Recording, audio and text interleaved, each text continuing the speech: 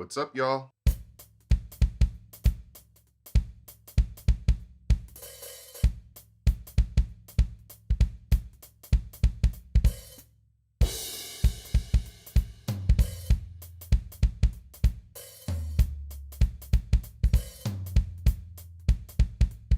Hey,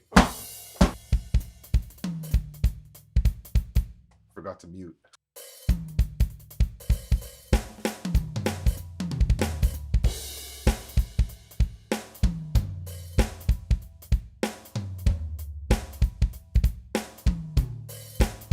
What's happening?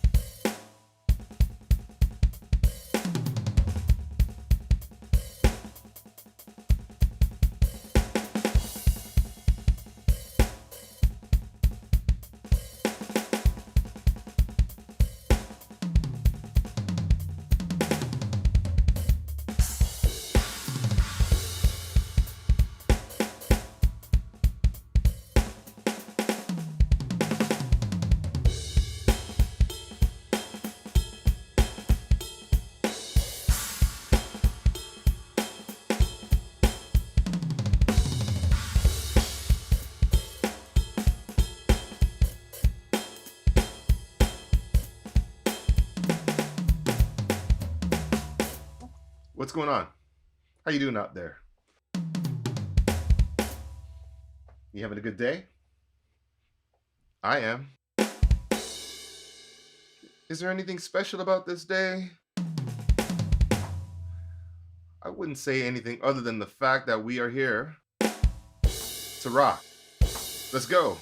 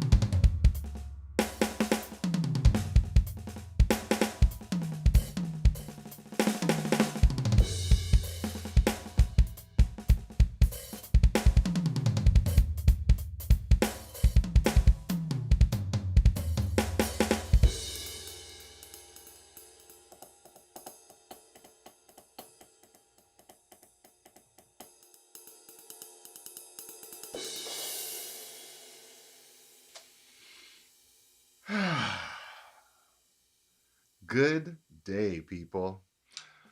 How y'all doing? What's going on? What's happening? I hope that this video finds you well. Of course, I'm joined with my friends here in the comments. Everybody wave and say hello. Say hi. Howdy. I hope you're doing okay. So today's lesson is going to be pretty interesting. I'm going to talk about trade secrets. Trade secrets is another way of saying secret sauce, in my opinion.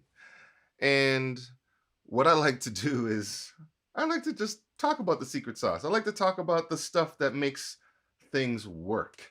The little bits and pieces that no one, I shouldn't say no one, but I had to learn the hard way, quite a few of these. However, I also did have a lot of opportunities for people who I call mentors to pull me aside and say, listen, now you might want to do this and you might want to do that. And you might want to look out for this and you might want to look out for that.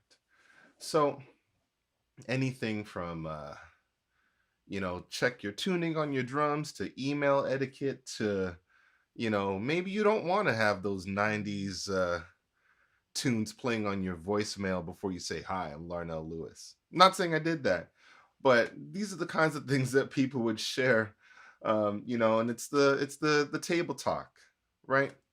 So I'm here to share all of that with you. Now, as we go along, I'm going to be referencing the comment section. Lots of questions are being asked in real time, and my hope is to get through as many of those as possible. If you're watching this video after the fact as well, make sure you leave a comment in the bottom.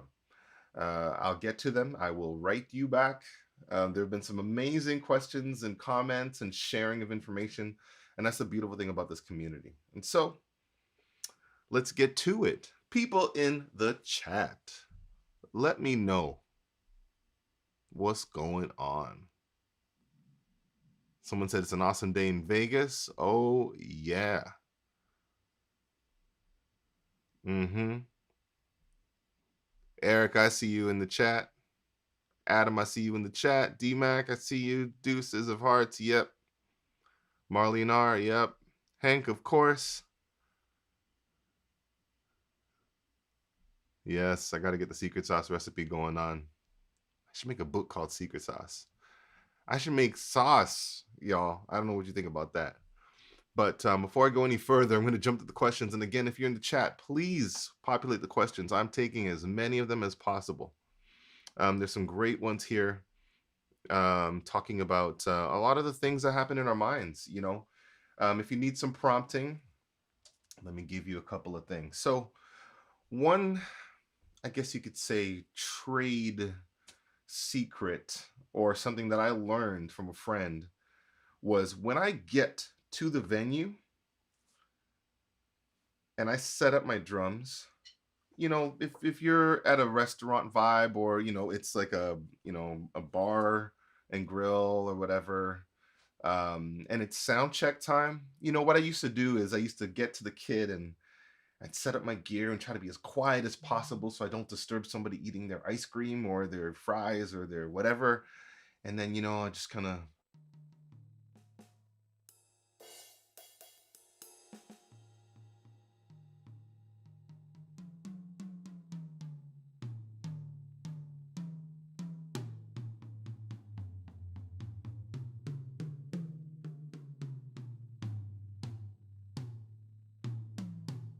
And I would take my time and tune and try to do like really quiet. And then my friend just hit me up afterwards and he's like, "Yo, when you show up to the venue, you need to hit those drums, right? When you sit down, just get behind the drum kit and just."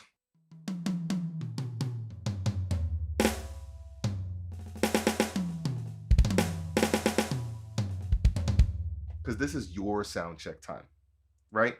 You need to make sure the sound is right. You need to make sure that you feel the drums in that space. So how do I reduce that? When you set up your drums at the gig, make sure you give yourself a chance to hit the drums. Often people will want to mic your drums and their head's all there. And, I kindly ask them, hey, you want to mic up? Totally cool. I'm going to get set up as quickly as possible. However, I just need to make sure that this equipment that I've never set up, like this is not my personal drum kit, so all my memory locks are not in place. And I just really need an opportunity just to play so I know that the positioning and everything is where it needs to be. Another trade secret, is that I have a sound check groove. I actually have a drum pattern that I play consistently during sound checks. Or I should say a few. And then what I do with them is they usually incorporate the toms after a while, but it also features the different sounds that I play on the hi-hat. Here's one version of it.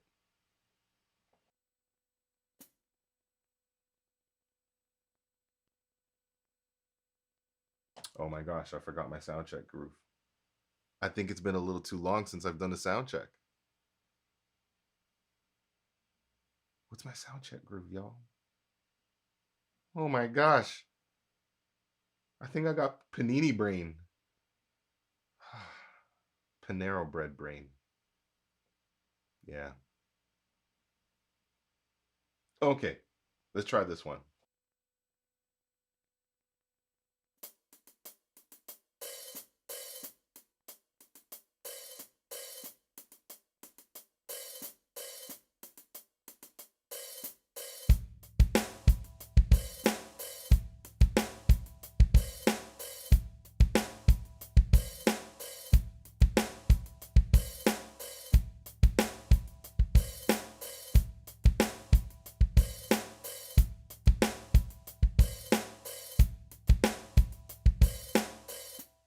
Now, the reason why I like that groove is one, it separates the kick drum and the snare, right? One, two, three, four.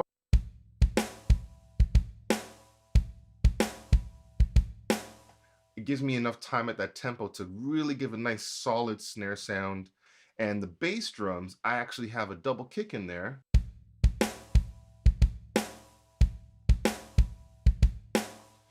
It helps because sometimes playing those double kicks might present a slightly different sound in terms of the dynamic. Maybe that first hit is a little bit softer.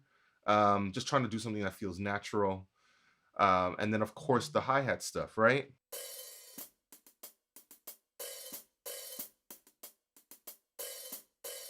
It features those three sounds. So one sound is the stick edge. Another one where I'm playing my diddles or double strokes or ghost notes or whatever you want to call them with the stick tip. And the last sound being the open hi-hat. I often find that when engineers have mic'd my hi-hats, they have a preference, of course. They know how they want to capture the drums, generally speaking. And it's always a negotiation in trying to figure out how you can make the best sound possible, whether it's the way you play in the space so it's not too loud, or maybe you need to be more accurate with where you're hitting on the drums. Maybe the drums need to be tuned better, or have a cleaner fundamental pitch, meaning that tone that you hear is like doom and not right. Sound like name your favorite meme character that sings. Anyway, um, but that kick, snare, hi-hat groove is great. And what I found with the hi-hats is that engineers would come in, they'd get in a certain position on the hi-hats, and when I played the hi-hats open, I would be getting this rom brom brom brom brom brom sound. And I didn't know how to tell them that that's not something that they wanted. And so what I would do is just basically play that groove. If they said, "Can you play the hi-hats, please?" I would do this. One, two, three, four.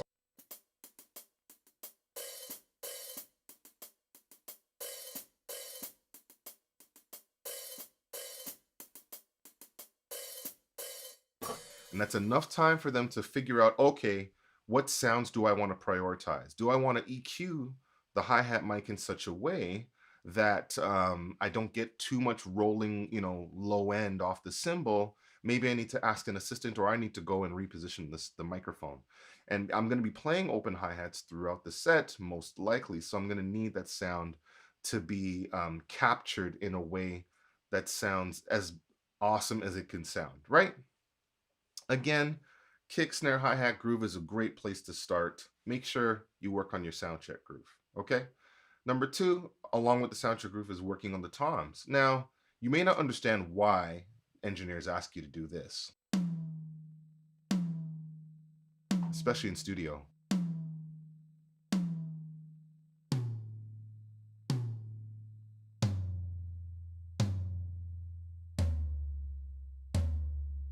They want to figure out, as at least from what I know and understand, they want to hear the microphone that the drum is under. So let's say it's rack one, but they also want to hear what the overheads sound like. They want to hear how the drum sounds in any other microphones, if it's triggering anything. So when you play that rack tom over and over again, they're listening to the different mics and they're checking out what's going on, right? Same thing all the way down. Then they ask you to play all the way through the toms because maybe they want to work through the panning, right? That's something to consider. And then, of course, they want to hear how it sounds in the overheads.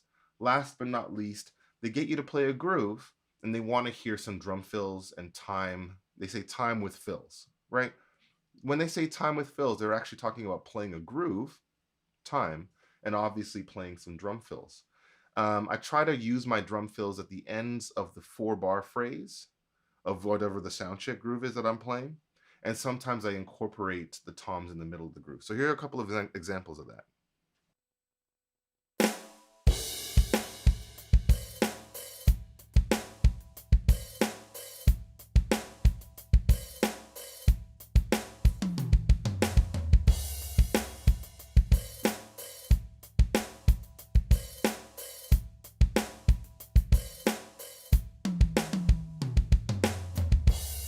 and I will loop that over and over and over and over and over and over and over and over and over and over and over again.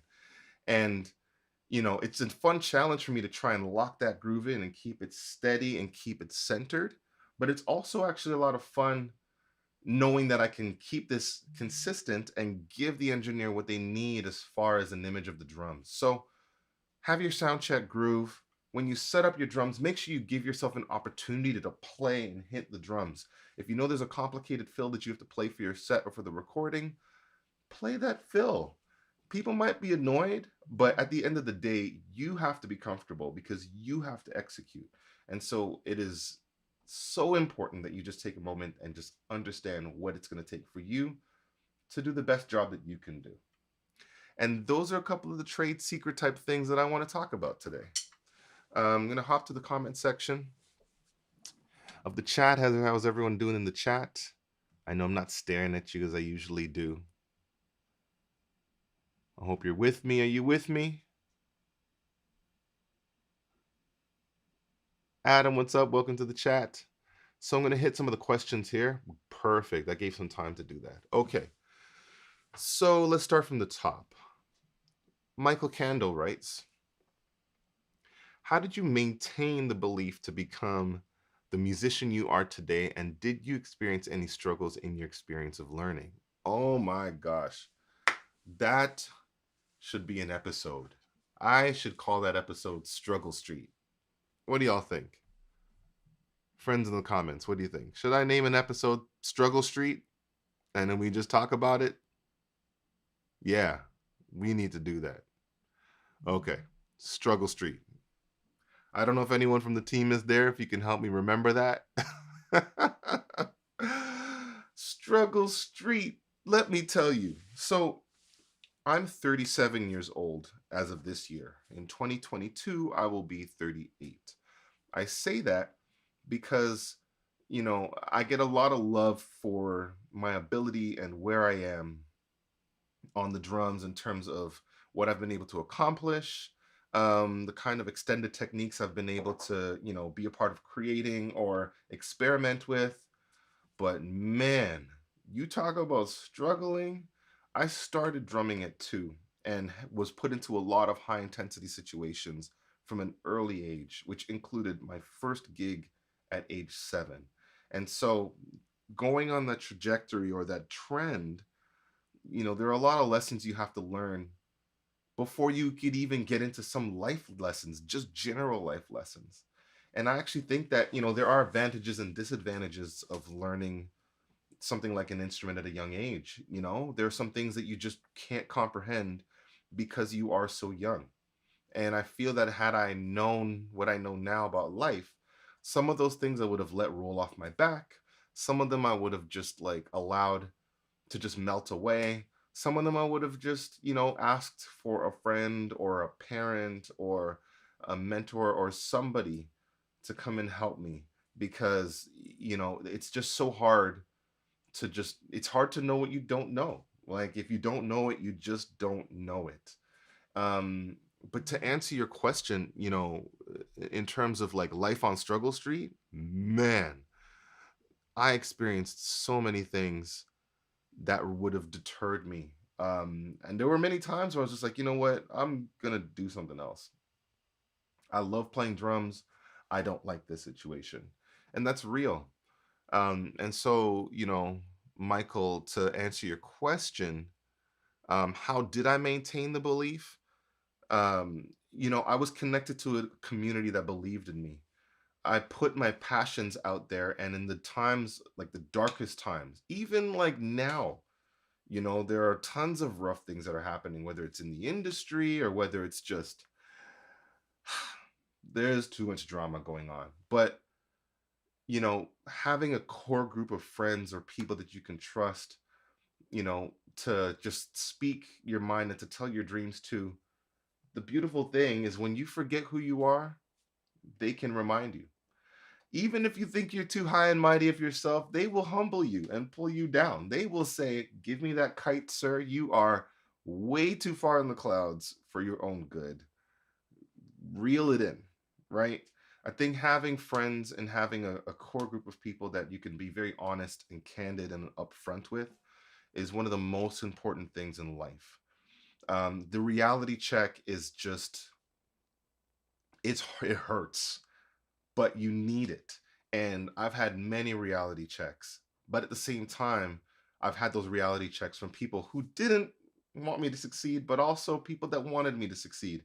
And understanding who my friend circle is, understanding what I wanted out of life, understanding what my dreams were.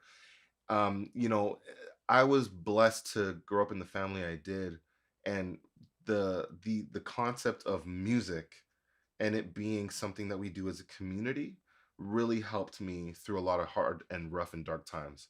And then there's also the individual aspect where, you know, being self motivated is not easy. But when you find something that you really are interested in and you're so passionate about it, locking into that is just like that's going to be your daily medicine. You know, you just you hold on to that, and anytime you're feeling a certain way, just open that book where you wrote your dreams. Remember why you were excited. Question why you were excited. And then reaffirm your belief in the idea that you are going to do this thing. And it's okay to change your mind, you know? But at the end of the day, for me, what happened was, I had a core group of people who I was connecting with, and they constantly encouraged me. I encouraged them, and we also had short goals, like short range goals and long range goals.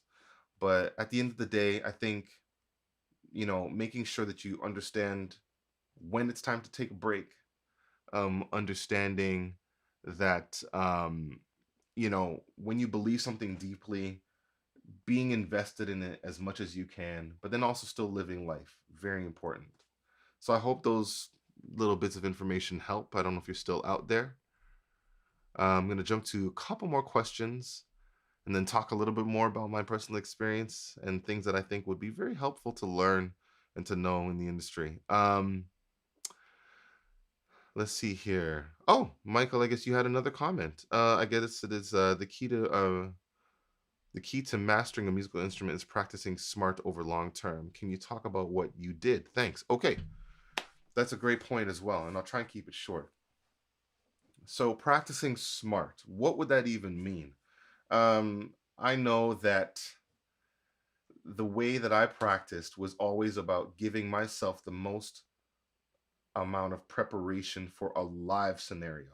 So, yes, I would practice my rudiments. I would practice looking at stick heights in the mirror. I would practice on phone books, practice with heavier drumsticks, practice with, along to any tracks that I could make myself, like all these things. But then when I got to the live situation, I found that there was a disconnect. And so the cheat code, in my opinion, for practicing drums is, at least for what worked for me, this guy, Larnell, was to make sure that I understood what I wanted to do. So if I felt that I needed in live performance to be able to move from here to here, then I would practice that. And if it was in the middle of a groove or as a fill, I would also practice that at a very variety of tempos.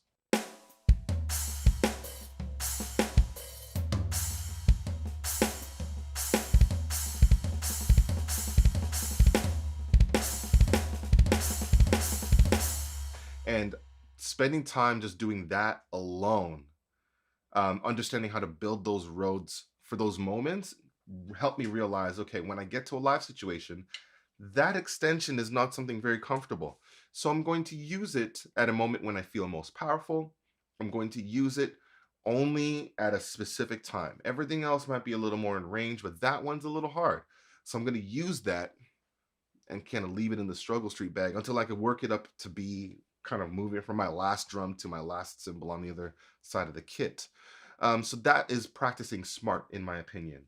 Understanding what you need for the live situation, and not only getting the little bits and pieces of the rudiments and the discovery of like the permutations of all the existing patterns in the world, but you need to make music and make music and make decisions, right? So practicing decision making was another thing as well.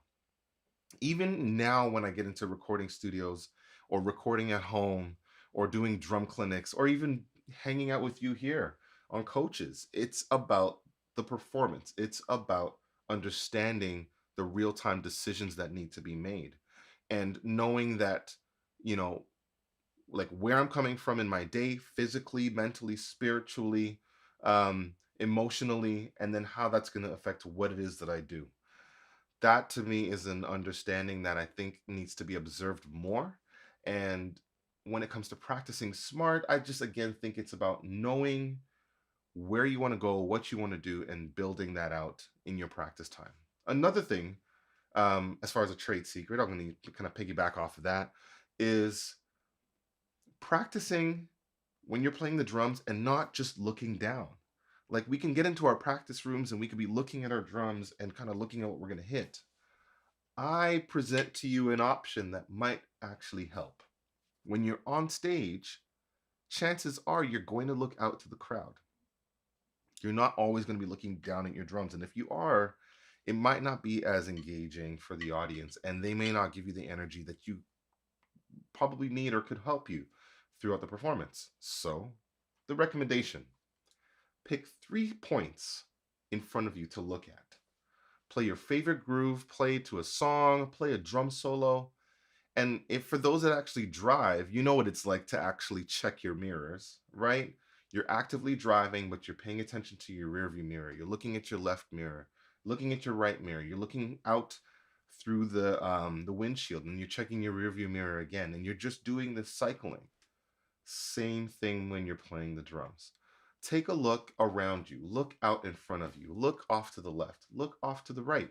And actually, when you get through your patterns and you're now in your performance mode in practicing, try that. Just try looking out at those different points. What I found is by doing that, I'm now conditioning myself to change my posture, to play my patterns looking in these directions. And I'm practicing the habit of looking out and operating the drum kit at the same time, like this.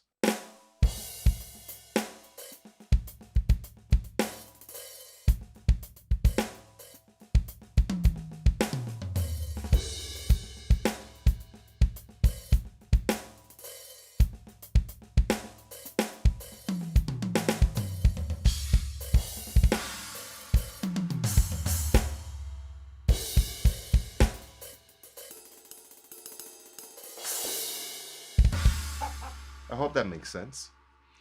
Um, let's hop in the comments and see what everyone is saying. Ah, need to practice that. Mm-hmm. Mm-hmm. Mm-hmm. Yes. All right. Next person. P Dub. What's happened to P Dub? Question is, hi Larnell, fabulous playing tracks. Thank you.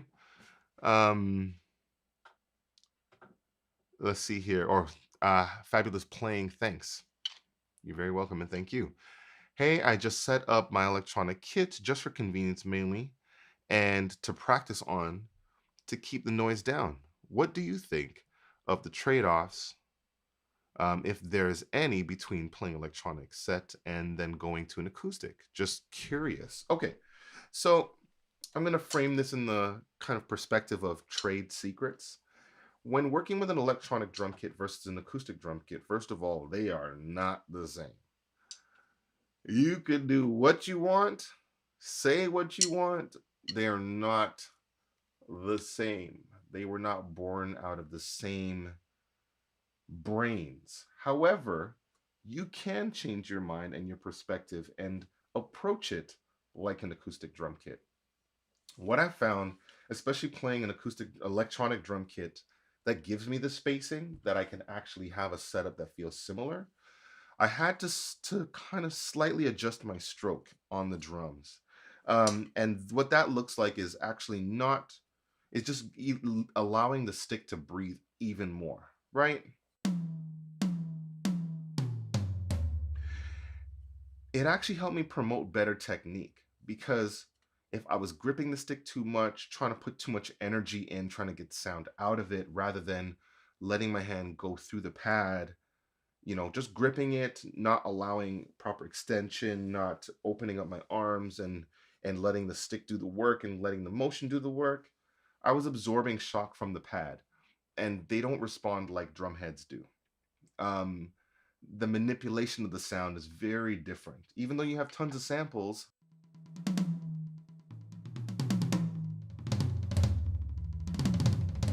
like it's not the same if I was on an acoustic kit trying to make all that happen.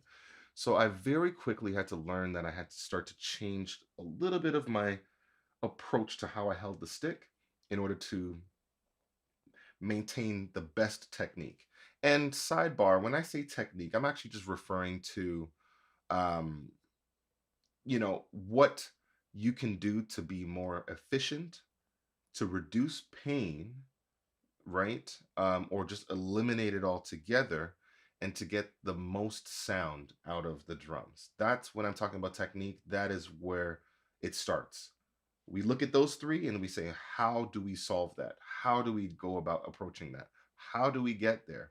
And there are a lot of different things that people do, and I listen and absorb, and I try to create something that works for my body, the way my body's built, and the way that my mind works in processing a lot of this information.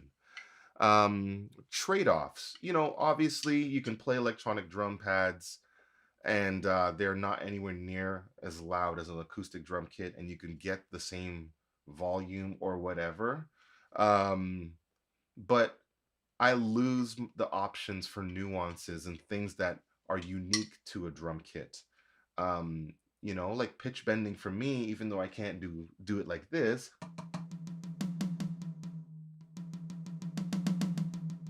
right? I'm not pitch bending. It's the pitch might be changing, but it's based on like the pressure. I could just go right and try some sleight of hand thing where maybe if I press the stick in and like change the dial,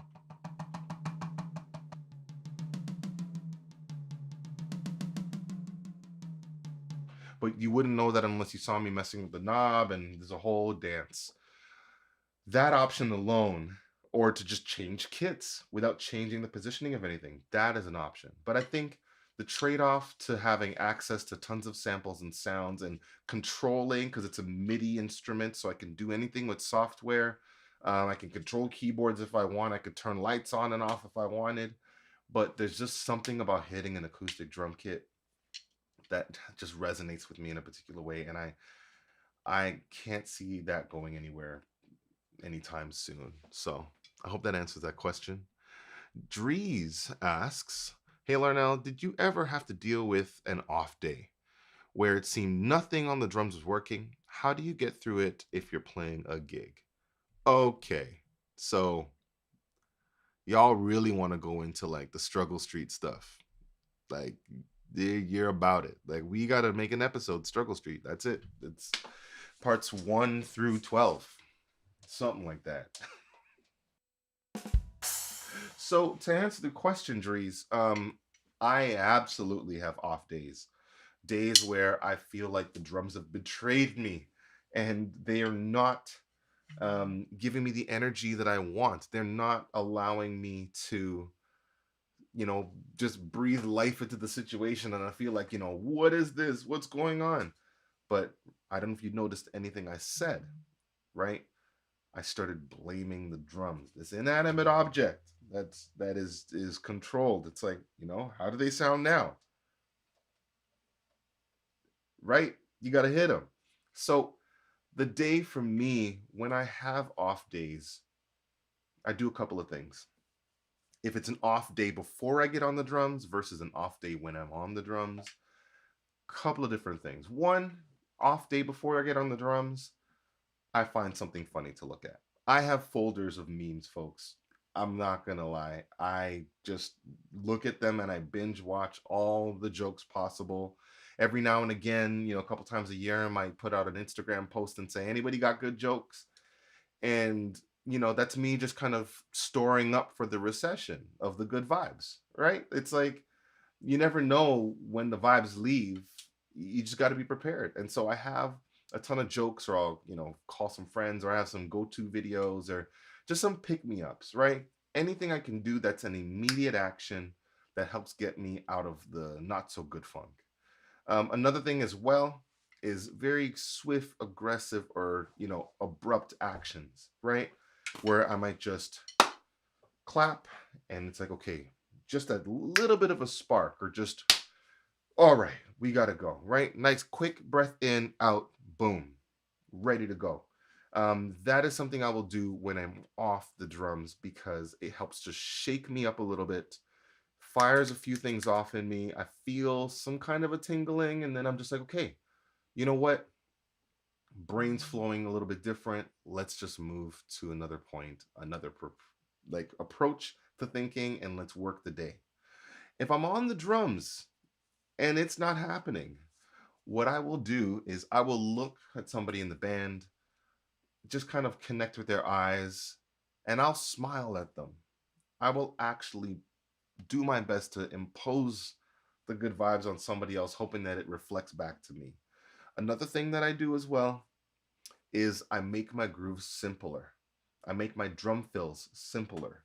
And I have an understanding of like what the lowest percentage of a groove would sound like, right? So if I'm doing something like this,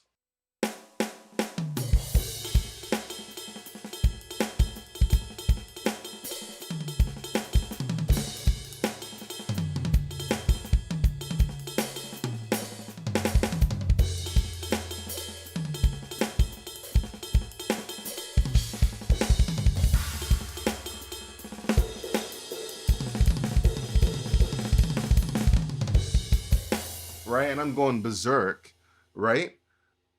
I need to figure out, how do I still get the point across without all those ghost notes and extra stuff.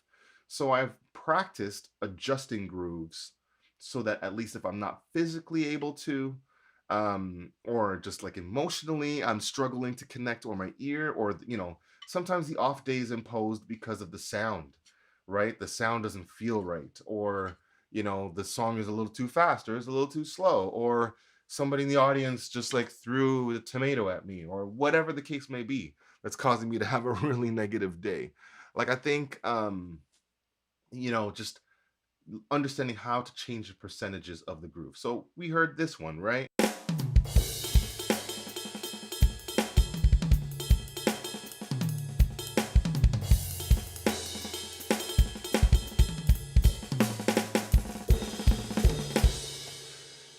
Let's bring it back by 10%.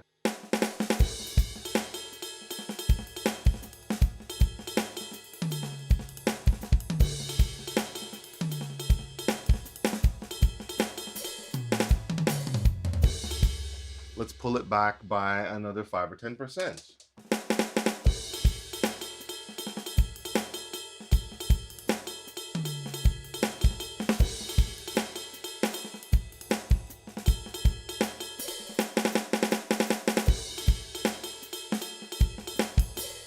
Let's pull it back by a little bit more.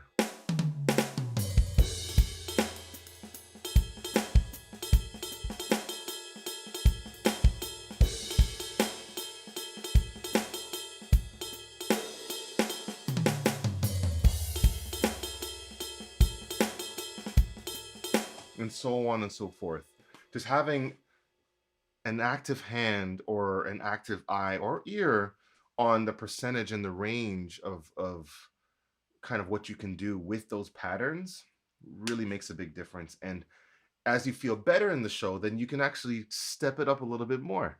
And if you don't feel so good, you can step it back. But knowing kind of what, not, I'm going to say bare minimum, but folks, I'm not talking about the bare minimum. I am talking about knowing where the limit is to the integrity of the drum pattern and drum fills that you're playing, which I acknowledge is a high level concept if you're just starting out. And so if you're just starting out and you're trying to figure out, what are you talking about, Larnell? I have no clue. Sometimes when you play a show, you don't feel your best. Sometimes when you're in the recording studio, you're not at your best. Sometimes it's an energy thing, in terms of like, you don't feel peppy, you don't feel excited, you don't feel happy, you didn't want to leave the house. You know, maybe you had a death in the family. Maybe, your stocks went down. Who knows? But something could have set your mood off and turned you in the wrong direction. And it can affect the way that you play the drums. I always tell people that the way I practice, not only with like looking at the different points or having the range or percentages of the groove, but knowing my instrument and knowing the drums well enough so that no matter the day that I'm having, I can at least give like a really high percent of energy. I can give a high percent of accuracy on the drums. And what that really just looks like is if I'm feeling blue, if I'm feeling sad, how will I perform? Can I play through it? Because if I'm asked to play that day, chances are I personally as an artist need to figure out how to manage my emotions, maybe shelf them for the moment, do this thing that I love to do, love to do, fill up my positivity tank, and then hopefully go back to whatever that situation is with a fresh perspective, with a new mind, with a new heart, whatever you want to use the terminology, and it's going to help to just change the way that you're going to approach the situation. So I hope all of that is helpful. I see everyone's having a good old time in the chat. Are y'all with me? How's everyone doing out there? Going to continue with the questions. So, oh, good. All right. Um, okay. This one comes from Eric Drums. What's happening, Eric's drums. Eric S. Drums. When working with artists with electronic or sampled effects, what is your process for using those sounds live? Okay, that's a great question. Trade secret time. When you're playing a sound like a clap or anything like that, let's see if I could dial something up here pretty quickly. Um, okay, so I have a pad right now that's completely empty. And I'm going to just dial up a sound quickly.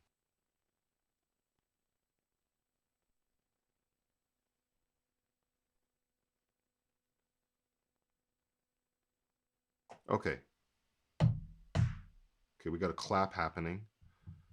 I think the T9 is good. So this is what the clap sounds like.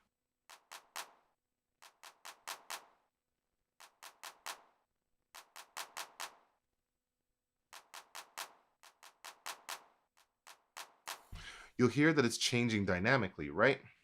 So this is what we want to do. I'm going to store that quickly. When you're playing in a groove with a clap that's ranging in dynamics, if you're playing for an artist, what you want to do is remove the dynamics. So sometimes, when I say that, I mean more the velocity. So it's the same velocity, the same level every single time. If it moves in volume or dynamic or velocity too much, then that takes away from the presence of the electronic sound for most contexts. Sometimes you do need the dynamic approach, you need the flexibility to change the range. But if you're wondering when you're playing a groove on electronic, on like with a pad and a sample, and you're grooving with it, on like acoustic drums or whatever, and it doesn't sound like what you hear live in concert, chances are because the velocity of that sound is fluctuating too much. So here's what it sounds like when it's fluctuating.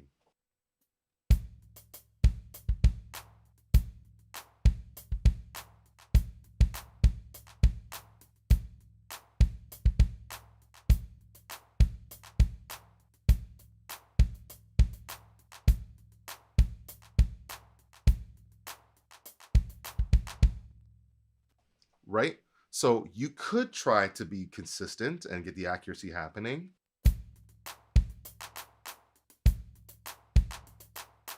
but trade secret, you actually want to manipulate the sound in your sample pad to do that. So for me, what that looks like is on the, let's jump a couple pages here, get that sound back. right? So I go to my velocity limit.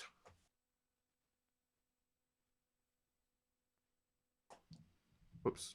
Let's get that back.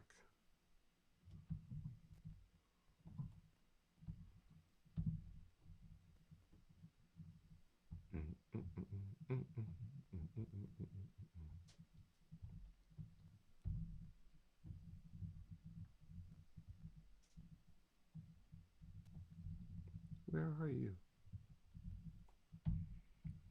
Anyway, so what you want to do is you basically want to make sure that that your velocity is consistent. If you have a DTX M12, the page you're looking for, the top left corner of your screen, it's going to say MIDI 1-7. Okay, that's the page you want to go to. That's a trigger velocity. Now, currently, when you play your pad, it says variable, which means a variety of velocities.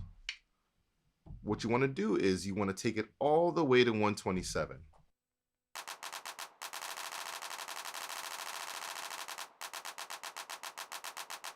So it doesn't matter how hard or soft you hit it, it's going to be consistent. And in a groove, that sounds like this.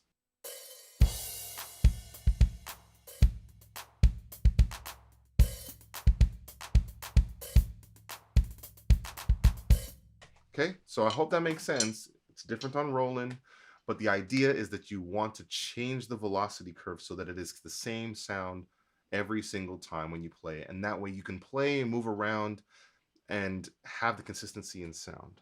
All right. Let's see. What else do we got going on here? Jim, 08 by 80. I don't know if that's the way you say the end, but I'm just gonna say that.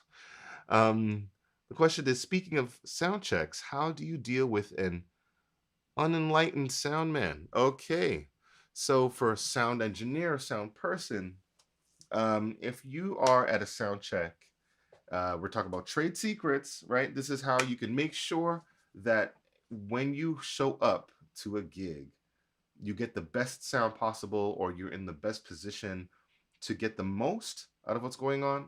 Let's say that you don't know the engineer, you've never been to that venue before, and you're not quite sure what you're dealing with and what you're working with.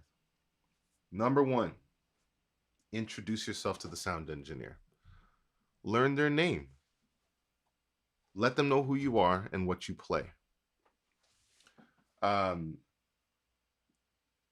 Understand that they have a job to do, and that's to balance the overall sound in the speakers so that everyone gets a very clear picture of the sound through the speakers. If they're hearing it off the stage and from the speakers, then it sounds a little bit off, right? That's almost like, let's say that you went to a play and you were watching a play and people were acting in the play, and there was someone sitting on the side of the stage. They were not dressed properly. They weren't even participating in what was happening, but they were reading the lines because they were part of the play.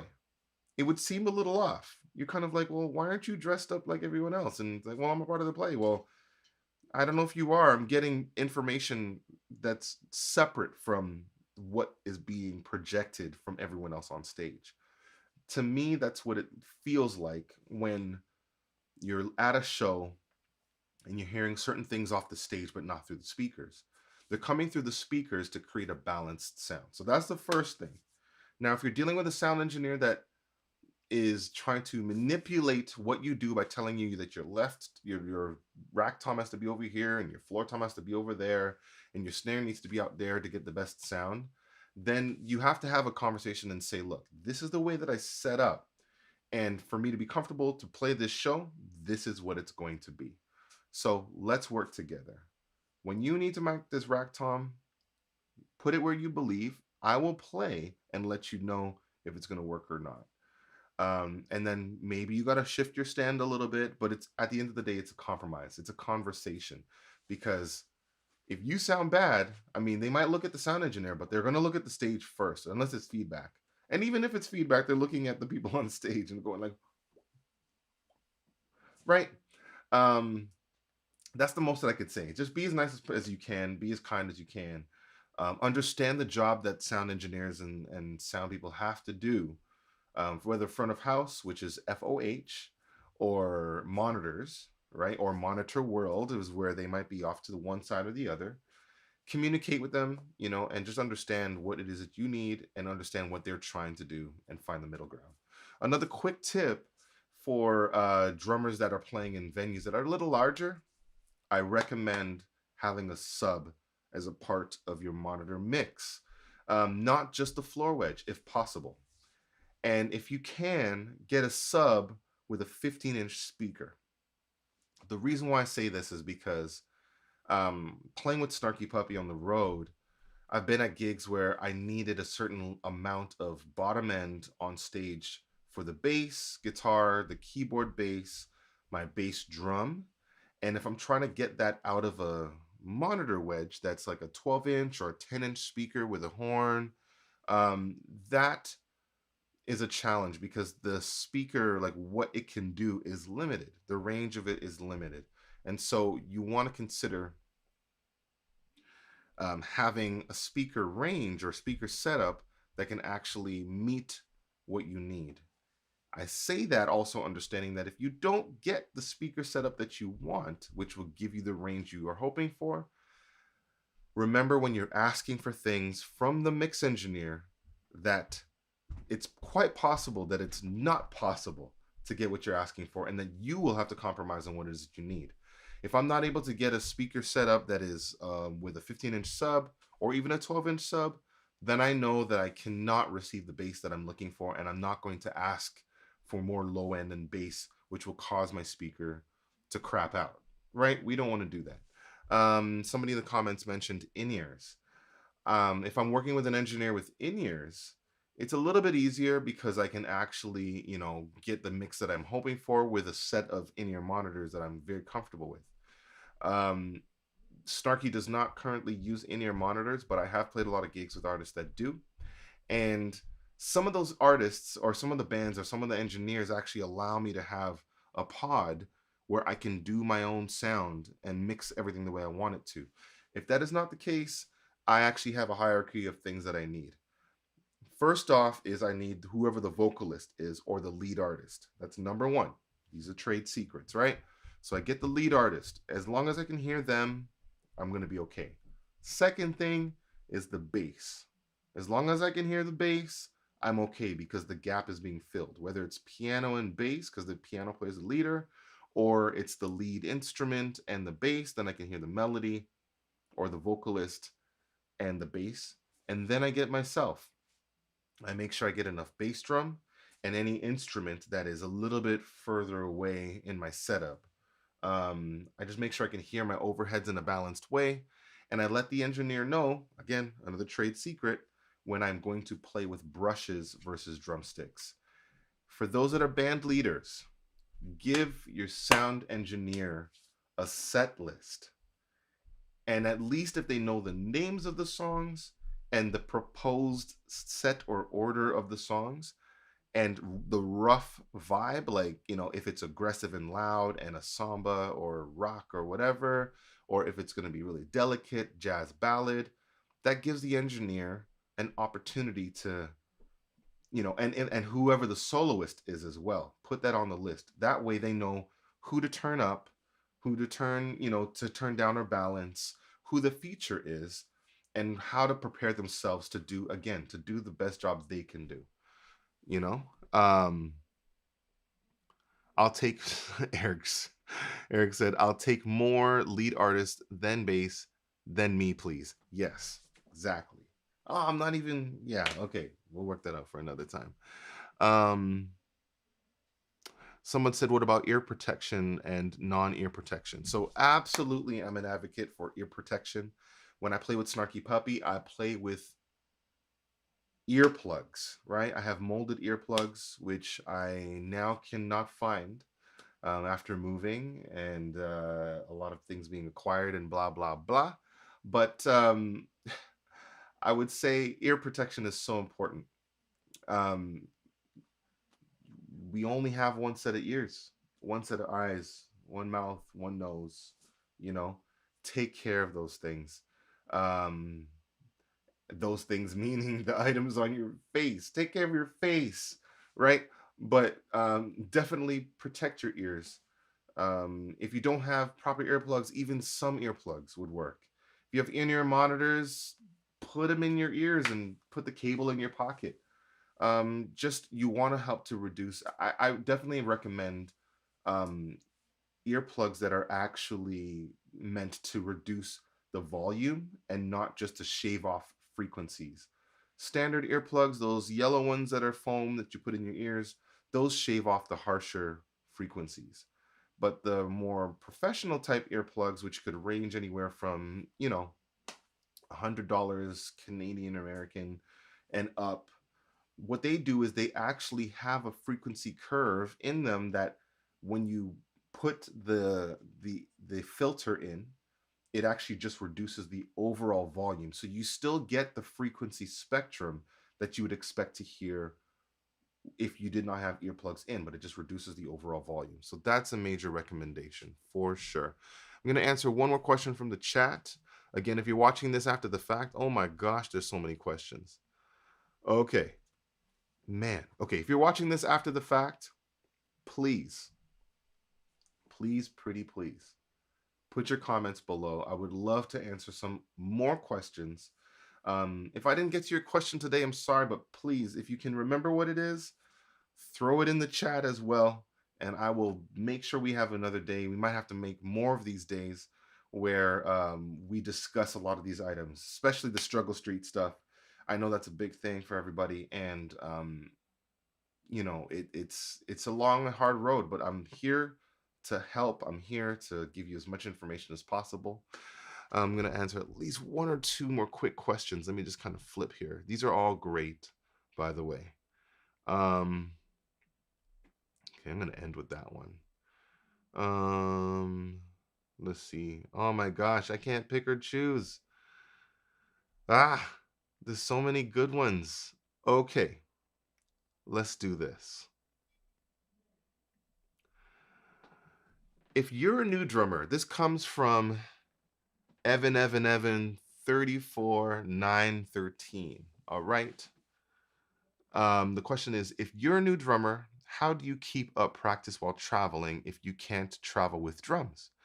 Is there a tool, technique that you can do stick control rudiments with your feet and hands, i.e., to be able to hear kick and hi hat to go with your snare rudiment coordination?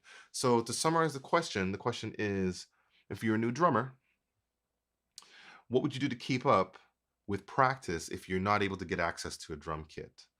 Are there techniques or rudiments or things and items that you can use to keep your hands and feet fresh? Absolutely. Something that I use all the time is what I call and have been taught to call mental practice. And in short, mental practice is visualization. So if you've sat behind a drum kit before, just take a moment. Let's do this together and close your eyes, okay? So our eyes are closed. We don't see anything but the inside of our eyelids. Now, what you're trying to understand is when you look out, can you imagine your drum set? Can you imagine where your rack toms would normally be? Can you imagine where your ride cymbal is? Can you imagine where your crash is? Do you actually have the cymbals that you want, right? Can you see your hi-hats? Can you feel the pedals under your feet? This visualization is what's going to help. Now, visualizing it, can you hear your rack tom? Can you hear your floor tom? Can you hear your rack 2? If you have a higher rack, which is your 8-inch tom, can you hear that? Can you hear your big old gong drum if you have one at home? Can you actually feel your double pedal under your feet and hear the sound of your bass drum, the snare drum, your secondary snare, your third snare, your hi-hats? Maybe you have a second pair of hi-hats. Can you hear your drum kit? Right? First question, can you see it? Second one, can you hear it? Now, when you put your hands in the air, can you feel yourself actually hitting those drums in that position? When you do, what do you hear? right? If you're playing snare and ride, do you hear snare and ride? Do you hear your bass drum when you're playing? Can you hear your favorite groove, right? Can you hear John Mayer waiting for the world to change with Steve Jordan on drums, right?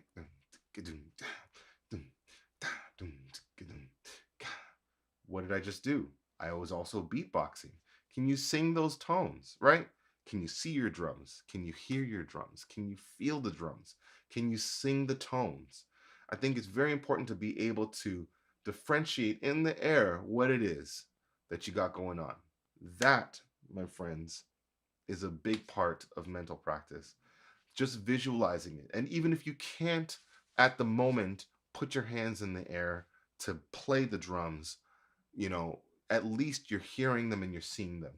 Number two, practicing hearing drummers and then visualizing yourself playing that lick, slowing it down in your mind, taking it apart, and visualize yourself actually making those fills happen, hitting those drums, hitting those cymbals, right? Can you see yourself doing that and attach the sound? Once you can do that, now you're starting to actually build connections in your mind, and your hand will automatically go. Well, I'm saying automatically, but the idea is that you are a lot closer to executing that thing that it is that you're hearing and seeing happen in your mind. That is a big thing I do for when I'm traveling. That was a major help to me when I'm learning the We Like It Here album. And also in any other situation where I had to learn drums and learn drum parts in a pinch. Even for any of the stuff that you've seen on Drumeo, as far as me learning a song in a very short amount of time, visualization and mental practice has been a key part of being able to do a lot of that stuff. And with that, I'm going to end with this one last question. And that question comes from, I thought I saw it. Where are you at?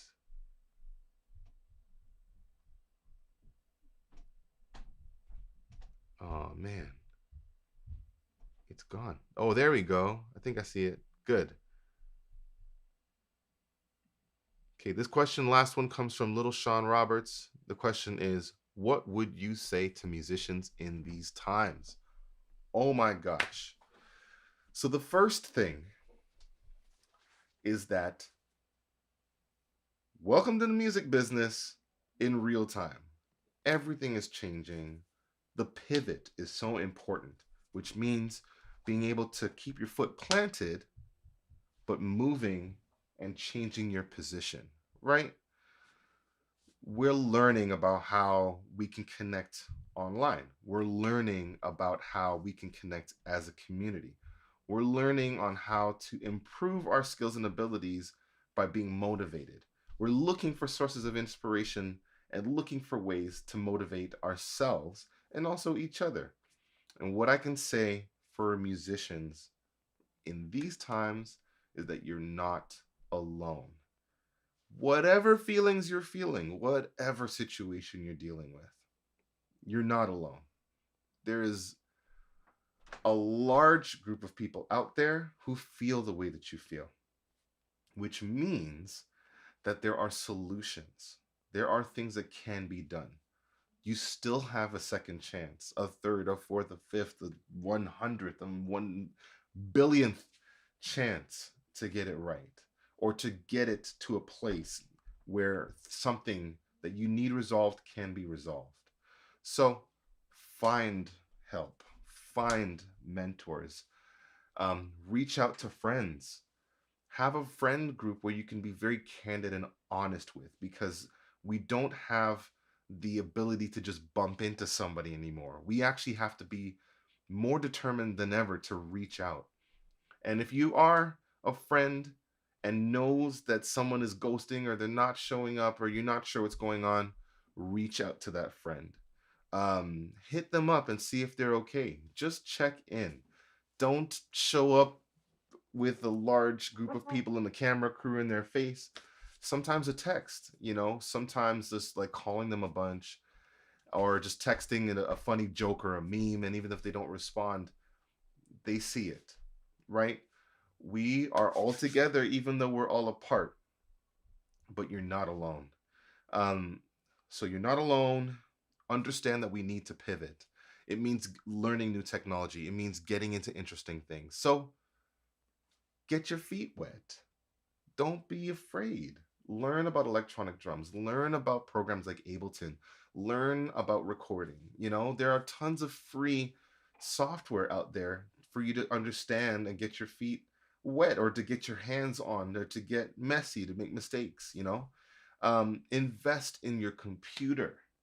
Have a good computer that will allow you to do things like record yourself. Understand what options there are, and think about what it is that you want to do in the music industry if you can't do what you've been doing before.